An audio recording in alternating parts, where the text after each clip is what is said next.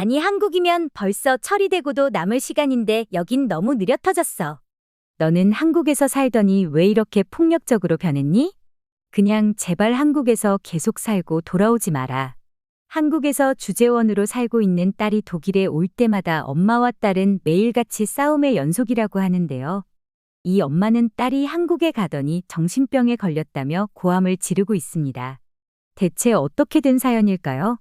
안녕하세요. 제 이름은 마리아이고 제 남편은 한스라고 해요. 저희는 독일에서 살고 있는 부부입니다. 독일에서 어느 정도 자리를 잡고 나서부터 비교적 안정적인 삶을 살아왔다고 할 수 있어요. 저희 딸 안내는 항상 새로운 것을 좋아하는 성향을 가지고 있었어요. 어릴 때부터 호기심이 많았고 항상 저희가 들려주는 세계 이야기에 귀를 기울였죠. 자라면서 그녀의 모험심은 더욱 커졌고 저희와는 달리 세계를 탐험하고 싶어 했어요. 어차피 자식 이기는 부모는 없다고, 자식을 말릴 수는 없다고 생각했어요. 그래서 안내가 아무 연고도 없는 한국으로 가겠다고 했을 때 마음에 들었던 건 아니지만 그냥 내버려뒀어요. 한국을 잘 알았던 건 아닌데요. 제가 생각하기에 위험한 나라는 아니라고 생각해서 그러려니 했어요. 그리고 안내를 보내줬던 이유 중 하나는 딸이 워낙 속 썩인 적이 없는 아이였기 때문이에요. 공부를 엄청 잘했던 건 아니지만 언제나 열정적으로 살아서 대학 때도 다양한 활동들을 많이 했어요. 교환 학생도 다녀오고 다양한 공모전들에 참여했더라고요. 그렇게 쌓은 스펙들로 한 번에 폭스바겐에 합격했어요. 그리고 회사에서 아시아 지사로 본인이 지원을 해서 바로 한국으로 가게 되었어요. 1년에 한 번 정도씩 독일에 들어오는데 솔직히 말하면 안내가 들어올 때마다 사실 너무 피곤합니다. 맨날 한국을 입에 달고 살거든요. 아니, 한국이었으면 벌써 처리됐을 텐데, 아니, 한국이었으면 집이 따뜻할 텐데, 이런 말들이요. 나이 먹고 딸의 불만을 듣는 게 썩 기분 좋은 일은 아니라서 집에 오는 게 그닥 반가운 일은 아니었어요. 역시 자식들은 떨어져서 사는 게 제일 좋은 것 같아요. 저번에는 한 번 일이 있었어요. 저희 집 세탁기가 망가지는 일이 있었거든요. 근데 한국이 안내를 좀 폭력적으로 만든 것 같아요. 독일 정도면 유럽에서 일 처리가 빠른 나라인데도 어쨌든 수리하는 사람들이 하루 만에 올 수는 없는 거잖아요. 간신히 전화 연결을 해서 일주일 이내로 수리하는 사람이 오기로 약속을 받아 두었어요. 그런데 전화를 끊는 순간부터 안내가 미친 듯이 짜증을 내더라고요. 전화를 받았는데 정확한 날짜를 안 알려주면 어떡해 하면서요. 제가 생각하기에는 수리공들의 일정이 있으니까 확답을 못 주는 건데 어찌나 짜증을 내던지 말도 못 걸겠더라고요. 역시나 한국 얘기는 또 시작이었고 한국이었다면 이미 내일이면 수리가 끝났을 거리라고 했죠. 결국 수리공이 집으로 왔는데요. 부품을 가지고 오질 않아서 수리 일정이 2주일이 더 밀렸어요. 저는 안내가 제정신이 아니라고 생각한 게 이제 아예 수리공 앞에서 한국어로 막말을 하더라고요. 무슨 말인지는 못 알아들었는데요. 저는 너무 피곤하고 애가 폭력적이 됐다고 생각해서 얼른 한국에 갔으면 했어요. 이거 말고도 커피숍에서도 일이 있었어요. 저희는 경험해 본 적이 없는데요. 안내는 커피숍에 신속하고 효율적인 서비스에 익숙해져 있나 봐요. 저희가 한국을 가봤어야 알죠. 어쨌든 계속해서 독일에서 살아온 저희는 독일 정도면 유럽에서 가장 효율적이고 빠른 나라라고 생각하는데요. 안내는 여기서도 답답해했어요. 일 처리를 이렇게 하면 어떡하냐고요. 바리스타들은 빠르게 모든 고객에게 동일한 서비스를 제공하고 있었는데 말이에요. 하지만 안내는 이 익숙한 독일 카페에서는 시간이 더디게 흘러가는 것 같다고 했습니다. 안내는 카푸치노를 주문하고 창가에 앉아 세상 돌아가는 모습을 바라보고 있었습니다. 몇 분이 지나고 1시간이 지났지만 커피는 여전히 보이지 않았거든요. 저희는 주변 사람들과 대화를 하면서 차분히 기다렸는데요. 안내는 주위를 둘러보다가 바리스타가 늘어나는 대기에도 아랑곳하지 않고 다른 손님과 아무렇지 않게 대화를 나누고 있는 것을 발견했습니다. 저희는 그러려니 했어요. 그런데 안내는 조바심이 밀려왔나 봐요. 사실 회사에 갈 일이 있는 것도 아니고 지금은 휴가 중인데 왜 저렇게 초조하나 했어요. 안내가 서울이었다면 길어봤자 10분이면 커피가 서빙되고 다 마셨을 거라고 하더라고요. 저는 결국 소리를 질렀어요. 얘 그만 좀 해라. 너 때문에 내가 다 피곤해. 언제부터 네가 이렇게 효율성을 따졌다고 그래? 안내는 억울해 보였지만 입을 다물긴 했어요. 안내는 이렇게 커피가 늦게 나오는데도 카페에 있는 어떤 사람도 따지고 있지 않는다는 점을 납득할 수가 없다고 했어요. 한참이 지난 후 바리스타가 김이 모락모락 나는 카푸치노를 건네주었습니다. 커피의 진한 풍미와 크리미한 질감을 음미하며 커피를 즐기려 했지만 이미 딸과의 싸움이 생각나서 기분이 썩 좋지는 않았어요. 저는 진짜 얼른 안내가 한국으로 갔으면 했어요. 안내도 딱히 독일로 돌아올 마음은 없어 보였지만 말이에요. 그런데 생각해 보니까 안내가 독일에 온 적은 있어도 저희가 한국으로 간 적은 없더라고요. 그래서 이번 겨울에는 저희가 한국으로 가기로 했어요. 드디어 안내의 새로운 세계를 직접 경험해 볼 기회가 온 거죠. 처음 한국에 갔을 때는 맛의 도전이었습니다. 용감하게 김치에 손을 뻗었다가 매운맛과 씨름하는 자신을 발견하곤 했죠. 김치를 물로 씻어내고 물 2잔을 준비해 두었다가 먹는 것이 필수라는 것을 금방 알게 되었습니다. 강렬한 맛에 적응하기 위해 미친 듯이 물을 찾는 모습이 우스꽝스러웠죠. 시간이 지나면서 놀라운 일이 일어났습니다. 우리는 매운맛에 익숙해지기 시작했습니다. 곧 매운맛이 없는 식사는 상상할 수 없게 되었습니다. 매운맛은 우리가 갈망하는 맛이 되었고 한국 문화에 점점 적응해가는 상징이 되었습니다. 항상 새로운 경험을 소개해주고 싶어하는 안내가 어느 날 컵라면을 선물했습니다. 포장지가 검은색이었고 안내는 맵지 않다고 장담했습니다. 안내는 튀김 우동이라고 부르는데 우동과 비슷한 맛이지만 한국적인 느낌이 가미된 면 요리라고 설명했습니다. 우리는 회의적이었지만 호기심이 생겼습니다. 막상 맛을 보니 우리가 생각하는 맵지 않다의 정의와 그녀가 생각하는 맵지 않다의 정의가 크게 다르다는 것을 깨달았습니다. 저희는 매운맛이 존재하기만 하면 맵다고 말을 하는 거였어요. 이를테면 저희한테는 칼국수도 매운 거였어요. 하지만 한국 사람들은 매운맛이 존재한다 아니라 매운맛의 정도를 가지고 맵다라는 말을 하더라고요. 뭐가 됐든 저희한테는 튀김 우동도 매웠어요. 한국인의 입맛을 이해하려면 아직 갈 길이 멀다는 것을 깨닫고 스스로를 비웃었습니다. 한식의 세계에 입문한 것은 평생 잊지 못할 경험이었습니다.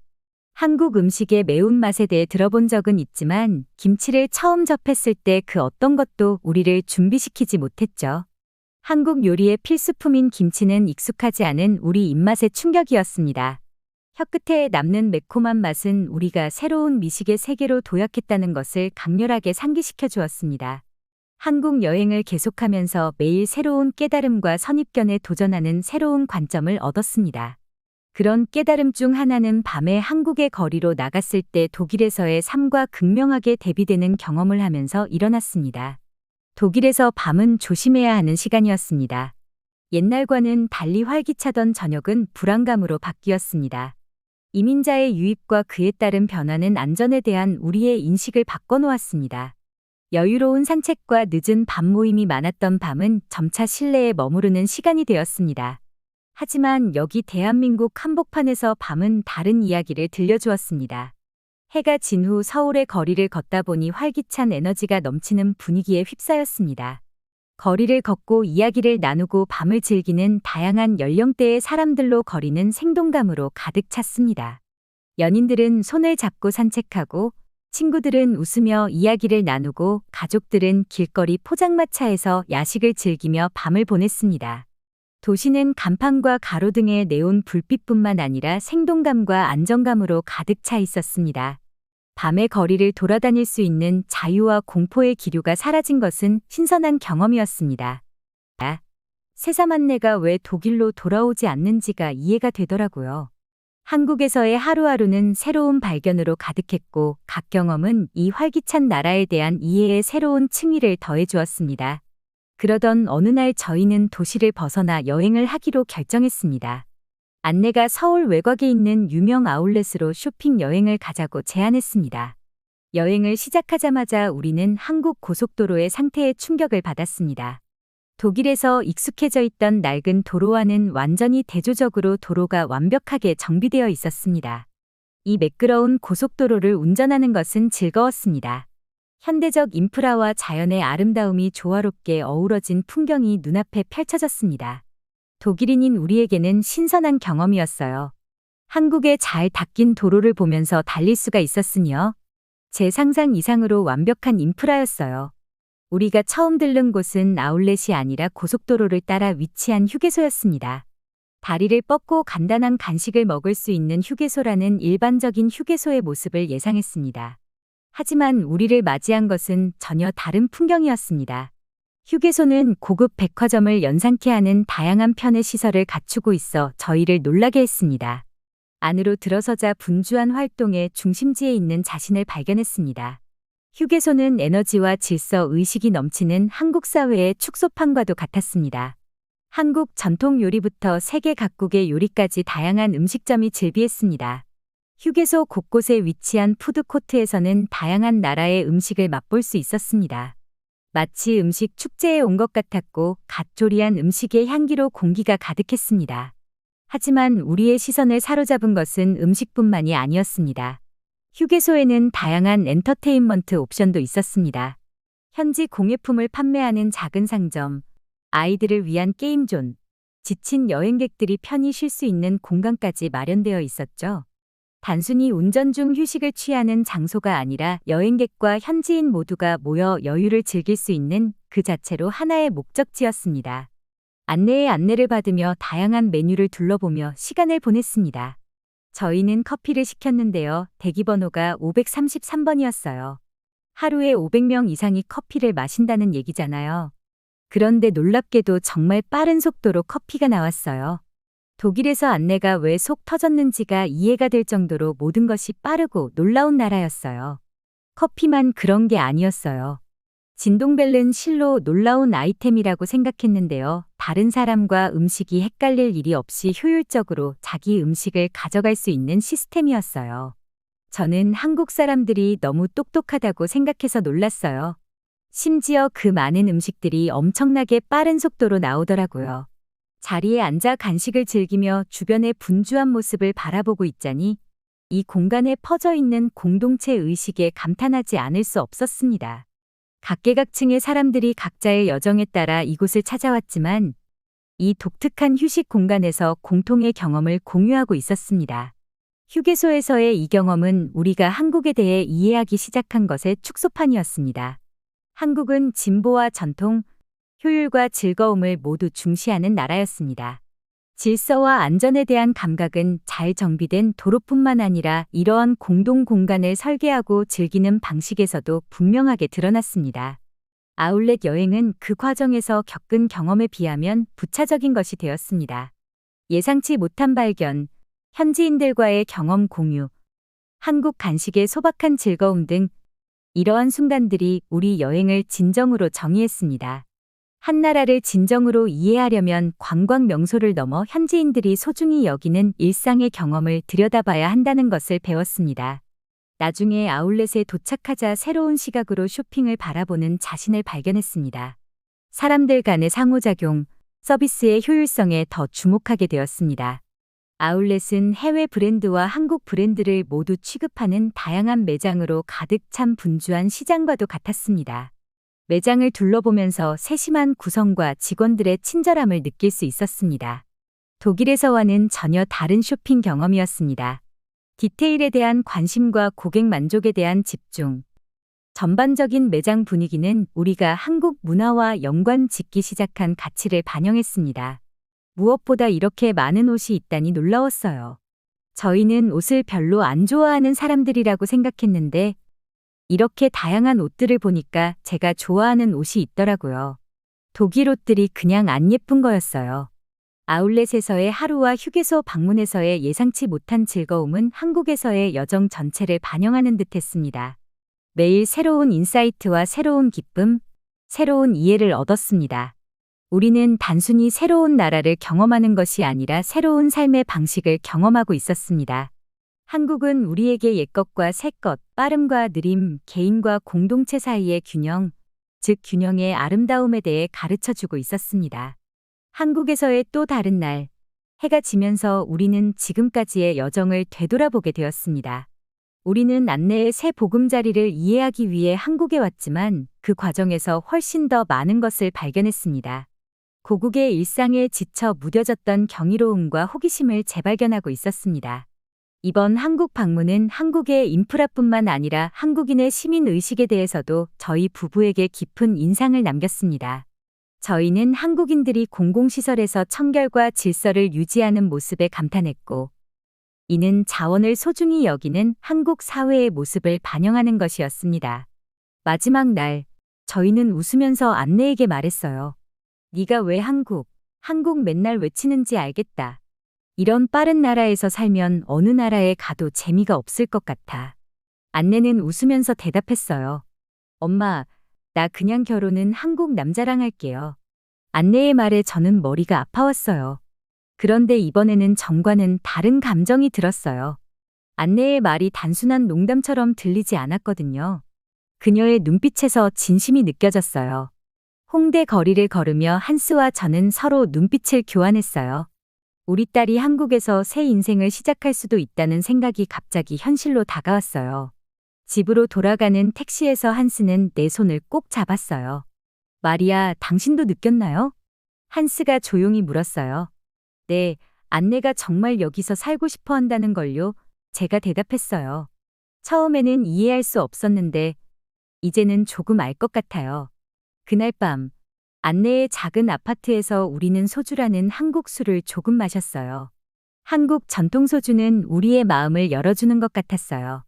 옥상에 마련된 작은 테이블에 앉아 서울의 빛나는 야경을 배경으로 우리는 깊은 이야기를 나누기 시작했어요.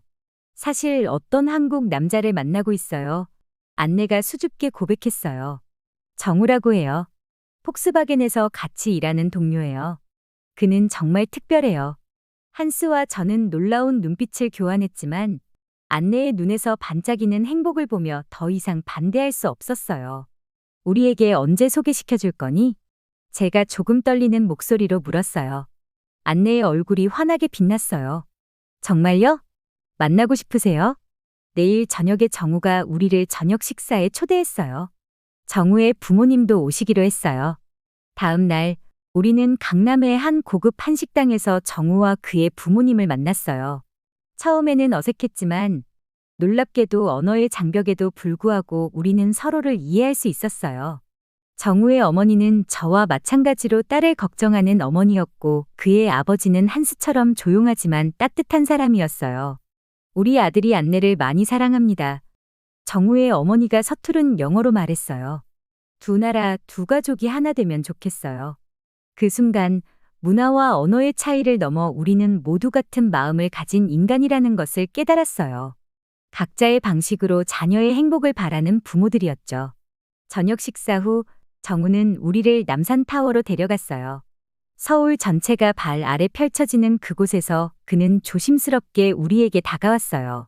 슈미트 씨, 정우가 한스의 성을 부르며 공손하게 독일어로 말했어요. 분명 열심히 연습한 티가 났어요. 제가 안내와 결혼해도 괜찮을까요? 저는 그녀를 평생 사랑하고 행복하게 해줄 것을 약속합니다. 한스의 눈에 눈물이 고였어요. 우리 딸이 이렇게 멀리 떨어진 나라에 영원히 머물게 될지도 모른다는 생각에 가슴이 아팠지만 동시에 딸의 선택을 존중해야 한다는 것도 알았어요. 당신이 우리 딸을 정말 사랑한다면 한스가 천천히 말했어요. 우리는 당신의 행복을 빕니다. 그날 밤, 안내는 우리에게 작은 선물을 주었어요. 한복이라는 한국 전통 옷이었죠. 다음 날 우리는 경복궁을 방문하기로 했는데 한복을 입고 가면 무료로 입장할 수 있다고 했어요. 그냥 관광객으로 가기보다는 조금이라도 한국 문화에 참여해보면 좋을 것 같아서요. 안내가 설명했어요. 다음 날 아침, 한스와 저는 어색하게 한복을 입었어요. 처음에는 민망했지만 경복궁에 도착하자 다른 외국인들도 한복을 입고 있는 것을 보고 안심했어요. 오히려 한국인들이 우리에게 미소를 지으며 예쁘다고 말해주었어요. 고궁의 웅장한 건축물 사이를 거닐며 저는 문득 깨달았어요. 우리가 처음에 한국을 방문했을 때는 단지 안내의 새로운 삶을 이해하기 위해서였어요. 하지만 지금 우리는 이 나라의 아름다움과 문화에 흠뻑 빠져 있었어요. 한복을 입고 찍은 가족 사진은 우리 여행의 하이라이트가 되었어요. 3명 모두 환하게 웃고 있었고 그 웃음 속에는 서로 다른 문화와 삶의 방식을 이해하고 받아들이는 기쁨이 담겨 있었어요. 귀국하기 전날 밤, 안내와 정우는 우리를 한강 공원으로 데려갔어요. 강변에 돗자리를 펴고 치맥이라는 한국식 맥주 문화를 즐겼어요. 치킨과 맥주를 먹으며 한강에 비친 달빛을 바라보는 동안 저는 이 순간이 얼마나 소중한지 깨달았어요. 엄마, 아빠, 안내가 맥주잔을 들고 말했어요. 두 분이 한국에 와주셔서 정말 고마워요. 제가 이 나라를 왜 사랑하는지 이제 이해가 되셨나요? 그럼 한스가 고개를 끄덕였어요. 처음에는 이해할 수 없었지만 이제는 알 것 같아. 여기에는 뭔가 특별한 것이 있어. 근데 한 가지 궁금한 게 있어. 제가 물었어요. 독일로 다시 돌아올 생각은 없니? 안내는 잠시 생각에 잠겼다가 대답했어요. 가끔 독일이 그립기는 해요. 하지만 여기서 저는 제 자신을 찾은 것 같아요. 새로운 시작, 새로운 가능성을 발견했어요. 그리고 그녀는 정우를 바라보며 미소 지었어요. 이제 여기에 제 마음을 담을 이유가 생겼어요. 그 말을 듣는 순간 제 마음에 있던 모든 저항이 무너졌어요. 딸의 행복이 가장 중요하다는 것을 깨달았으니까요. 거리는 멀어도 마음은 가까울 수 있다는 것도요. 그래도 자주 연락하고 될 수 있으면 자주 방문해. 제가 말했어요. 우리도 이제 1년에 한 번은 한국에 올게. 그리고 우리도 독일에 갈 거예요. 정우가 말했어요. 안내의 고향도 알고 싶어요. 그날 밤 호텔로 돌아오는 길에 한스와 저는 아무 말도 하지 않았어요. 하지만 서로의 손을 꼭 잡고 있었죠. 우리 딸이 멀리 떠나는 것은 슬픈 일이지만 동시에 그녀가 자신만의 길을 찾아 행복하게 사는 모습을 보는 것은 큰 기쁨이었으니까요. 인천국제공항에서 안내와 정우를 떠나보내며 저는 딸을 꼭 안았어요. 엄마, 울지 마세요. 안내가 제 눈물을 닦아주었어요. 이제 엄마도 한국에 두 번째 집이 생긴 거예요. 그리고 두 번째 가족도요. 비행기에 오르기 전 저는 한스에게 물었어요. 우리가 너무 오랫동안 한 곳에만 머물렀던 걸까요? 세상엔 우리가 미쳐보지 못한 아름다움이 얼마나 많을까요? 한스는 생각에 잠겼다가 대답했어요. 아마도 그럴 거야. 하지만 늦은 건 아니야. 지금부터라도 더 많은 것을 경험할 수 있어. 비행기 창문으로 서울의 풍경이 점점 작아지는 것을 바라보며 저는 다음에 한국에 올 때 가볼 곳들의 리스트를 마음속으로 만들기 시작했어요. 제주도, 부산, 경주. 그리고 언젠가 우리 손주들과 함께 설악산에 가는 모습도 상상해 보았어요. 독일로 돌아온 후 한스와 저는 집안을 조금 바꾸기 시작했어요. 거실 한쪽에 한국에서 가져온 전통 도자기를 전시했고 부엌에는 김치와 고추장을 위한 공간도 마련했어요. 이웃들이 방문할 때마다 우리는 자랑스럽게 한국 이야기를 들려주었고 심지어 동네 독서 모임에서 한국 문학을 소개하기도 했어요. 몇 개월 후 안내로부터 특별한 소식이 왔어요. 그녀와 정우가 약혼했다는 소식이었죠. 결혼식은 다음 해봄. 한국의 벚꽃이 만개할 무렵에 열릴 예정이었어요. 그리고 그들은 결혼식을 양국의 전통을 혼합한 방식으로 진행하고 싶다고 했어요. 저희 결혼식에 독일 친구들과 가족들도 많이 초대하고 싶어요. 안내가 영상 통화로 말했어요. 두 문화가 하나로 어우러지는 아름다운 날이 될 거예요. 그 말을 들으며 저는 문득 우리 삶이 얼마나 풍요로워졌는지 깨달았어요. 처음에는 두려움과 거부감으로 시작했지만 지금은 새로운 문화와 관계의 축복을 받고 있었으니까요. 그날 저녁 한스와 저는 한국 요리책을 펼쳐 비빔밥을 만들어 보기로 했어요. 요리하는 내내 우리는 한국에서의 추억을 나누었고 안내와 정우의 미래에 대해 이야기했어요. 음식은 완벽하지 않았지만 그 맛은 우리에게 한국의 따뜻함을 다시 느끼게 해주었어요. 식탁에 앉아 비빔밥을 먹으며 한스가 말했어요.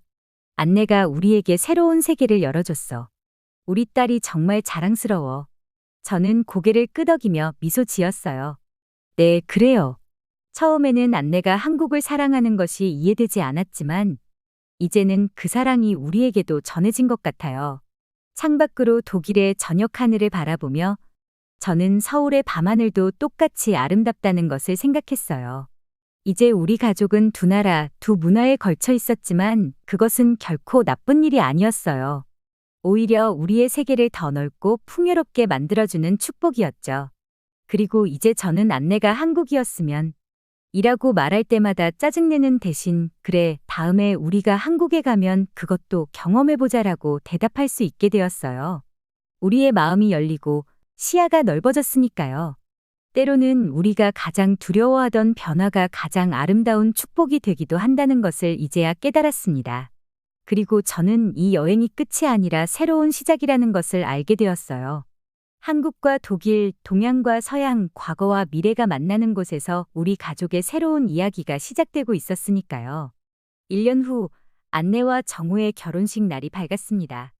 벚꽃이 흩날리는 서울의 봄날, 독일과 한국의 전통이 조화롭게 어우러진 아름다운 결혼식이 열렸어요. 저는 한복을 입고 한스는 턱시도를 입었죠. 양가 부모님들이 함께 혼례 의식에 참여하면서 우리는 진정한 국제 가족이 되었습니다. 결혼식 이후 안내와 정우는 서울에 작은 집을 마련했고 우리는 1년에 2번씩 한국을 방문하게 되었어요.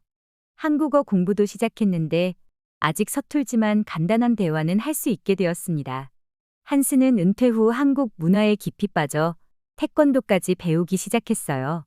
놀랍게도 그의 사범님은 독일어를 할 줄 알아서 두 사람은 금방 좋은 친구가 되었습니다. 지난 크리스마스, 안내와 정우가 특별한 소식을 전해왔어요. 우리가 곧 조부모가 된다는 소식이었죠. 그들은 아이에게 두 나라의 이름을 모두 지어주고 두 문화와 언어를 함께 가르치겠다고 했어요. 독일의 이웃들은 우리가 왜 자주 한국에 가는지 궁금해했지만 지금은 이해해요. 심지어 몇몇 이웃들은 우리와 함께 한국 여행을 계획하기도 합니다. 우리가 열어준 창문을 통해 그들도 새로운 세계를 보게 된 거죠. 안내가 가르쳐준 가장 큰 교훈은 편견 없이 세상을 바라보면 예상치 못한 행복이 기다리고 있다는 것입니다. 이제 저희 집 거실에는 독일 시계탑 모형과 한국 청자가 나란히 놓여 있어요. 오늘은 우리 손녀 미나의 5번째 생일입니다. 서울의 아파트 창밖으로 도시 풍경을 바라보며 지난 여정을 되돌아봐요. 미나는 할머니와 오마를 번갈아 부르며 두 나라의 언어를 자연스럽게 오가는 모습이 놀랍기만 합니다. 한국은 이제 제 삶의 일부가 되었어요. 한국의 눈부신 효율성과 속도는 여전히 저를 놀라게 합니다. 하지만 더 놀라운 것은 이 나라의 심장, 바로 사람들의 따뜻함이었어요. 한국인들이 요리라는 공동체 의식은 독일에서 점점 잃어가고 있던 소속감을 다시 일깨워 주었습니다. 밤의 거리를 자유롭게 걷는 것은 저에게 가장 큰 선물이에요. 서울의 밤거리를 불안감 없이 산책하며 도시의 활기찬 에너지를 느끼는 경험은 정말 놀랍습니다. 처음에는 김치의 매운맛에 눈물을 흘렸지만 이제는 김치 없는 식사를 상상할 수 없게 되었습니다. 한식의 깊은 맛과 정성은 마치 이 나라의 문화를 맛으로 체험하는 것 같았어요. 지난날의 걱정과 저항이 이제는 웃음거리가 되었습니다. 한국은 이제 단순히 지도 위의 한 점이 아니라 우리 가족 이야기의 중심이 되었으니까요. 이곳에서 우리는 새로운 시작과 예상치 못한 행복을 찾았습니다. 두 세계의 가교가 된 우리 가족의 이야기는 앞으로도 계속될 테니까요. 오늘의 사연은 여기까지입니다. 끝까지 시청해주셔서 감사합니다. 1초 만에 클릭할 수 있는 구독과 좋아요는 저에게 너무 큰 힘이 됩니다. 감사합니다.